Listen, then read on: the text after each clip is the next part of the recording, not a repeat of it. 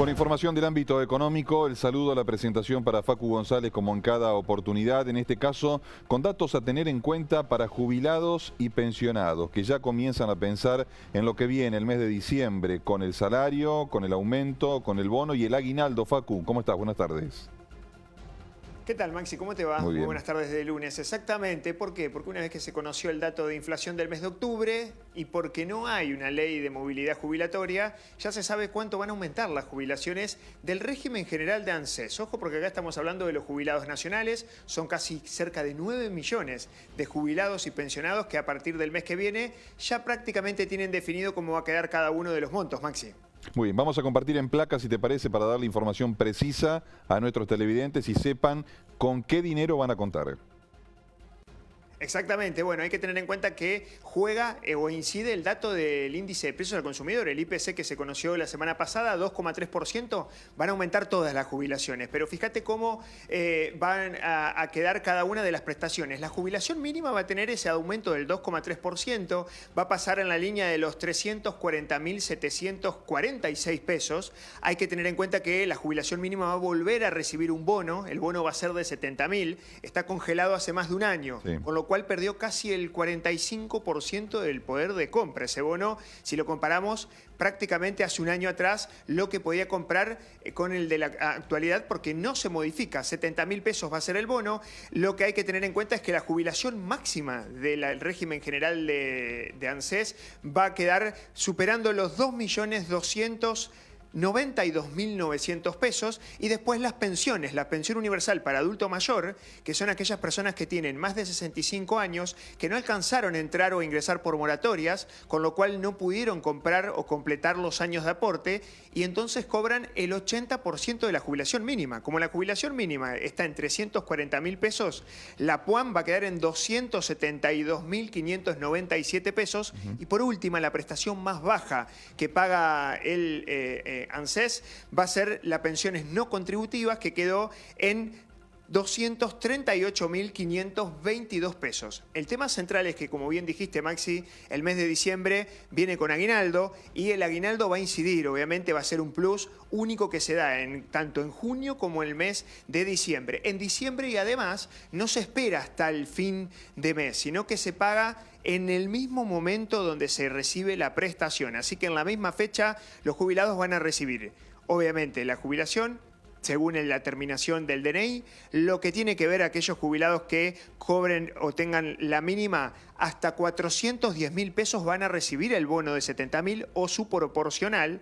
Porque vamos a poner un ejemplo, un jubilado que cobra 400.000 va a recibir de bono 10.000 pesos. Por eso es importante tener en cuenta que la jubilación mínima más el bono te terminan limitando esa prestación extraordinaria que se viene dando para tratar de sostener un piso. Y si tenés en cuenta el aguinaldo, vemos en pantalla, bueno, ¿cuánto quedaría? Un poquito más de 581.119 pesos. La jubilación mínima más el bono de 70, más un medio aguinaldo, que es la mejor remuneración de los últimos 6 meses, sí, como las jubilaciones. Y por debajo, vienen subiendo todos los meses. Por debajo, claro, de la línea de pobreza. Sí, eso sin lugar a dudas. Acá hay un tema que es central y que hasta ahora no tiene fecha de debate, que es cómo se van a recomponer las jubilaciones. Porque hasta ahora es una buena noticia que no pierda contra la inflación, porque están atadas a la inflación, pero no recuperan, no recomponen. Y los niveles están bajísimos. Claro. Por debajo de la línea de pobreza necesitas prácticamente 3, 4 jubilaciones para superar el umbral de canasta básica de un jubilado. De las jubilaciones mínimas estamos hablando. Y hay que tener en cuenta que la gran mayoría, casi el 80% de los jubilados, cobran hasta 2 jubilaciones mínimas, que no alcanzan a cubrir al menos los 700.000 pesos, con lo cual hay mucho por mejorar en este sentido. Estamos hablando de 9 millones de jubilados y pensionados que todos los meses saben que la jubilación, cada vez que se conoce el dato de inflación, aumenta el próximo mes, pero no tienen por asomo ni por idea cuánto va a recuperar en el momento que se esperaba, al menos una mejora mucho más sustancial, ¿no? La inflación va hacia la baja, los aumentos también corrieron hacia la baja este año. Sí, sigue habiendo una deuda en lo social, en lo económico y un reconocimiento a los jubilados por el lado que uno lo mire, ¿no? No es solamente responsabilidad de este gobierno, de esta gestión, esto viene sucediendo desde hace 30 años a esta parte y lamentablemente no han tenido nunca un salario digno que les permite transitar su última etapa de la vida con dignidad. Quiero preguntarte por el comportamiento del dólar en el día de hoy, quinta baja consecutiva con el valor tal vez más bajo de los últimos 30 días. Sí, exactamente, porque perforó una barrera de los 1.400 pesos. Obviamente la expectativa está puesta a ver cómo se va a desempeñar el dólar, no tanto en el mes de noviembre, sino en diciembre, estacionalmente un mes donde por lo general hay algunas decisiones que entran en juego. Están las decisiones de aquellos que deciden vacacionar en el exterior o deciden hacer algún tipo de gasto afuera y que van a tirar con un nivel de demanda mucho mayor al mes de noviembre. Y también está la situación de que se viene la temporada baja de exportaciones, con lo cual algunos analistas ven que este es el piso del dólar. Más abajo es poco probable que siga descendiendo. Lo cierto, obviamente, va a depender día a día. ¿Qué terminó sucediendo el día de hoy? Bueno, con un nivel de pocas operaciones, justo en la antesala de una semana realmente corta, porque desde el punto de vista cambiario no hay que perder de vista que vas a tener mercados. Este lunes, que ya se fumó, con el dólar hacia la baja, y después te quedan 3 días más, porque el día viernes es feriado cambiario, bancario también, a pesar de que para la gran mayoría de las actividades es un día no laborable, no va a haber bancos, Maxi, y tampoco el lunes,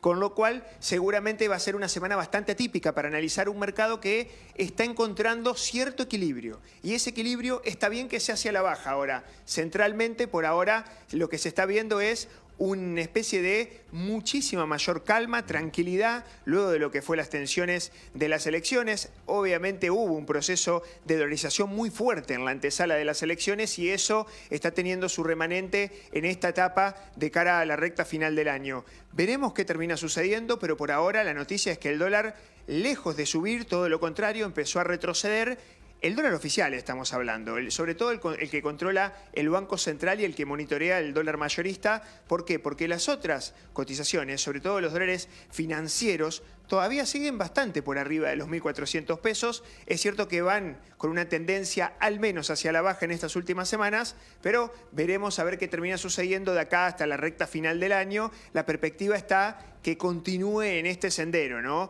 Muy equilibrado entre las bandas de flotación, con lo cual de alguna manera respira el Banco Central, que es el encargado de definir la política cambiaria y hasta ahora le viene dando resultados. Se empezó a alejar del techo, que le obliga a vender reservas, algo que evidentemente también le solicitan desde todos los sectores, que empieza a recomponer reservas al Banco Central.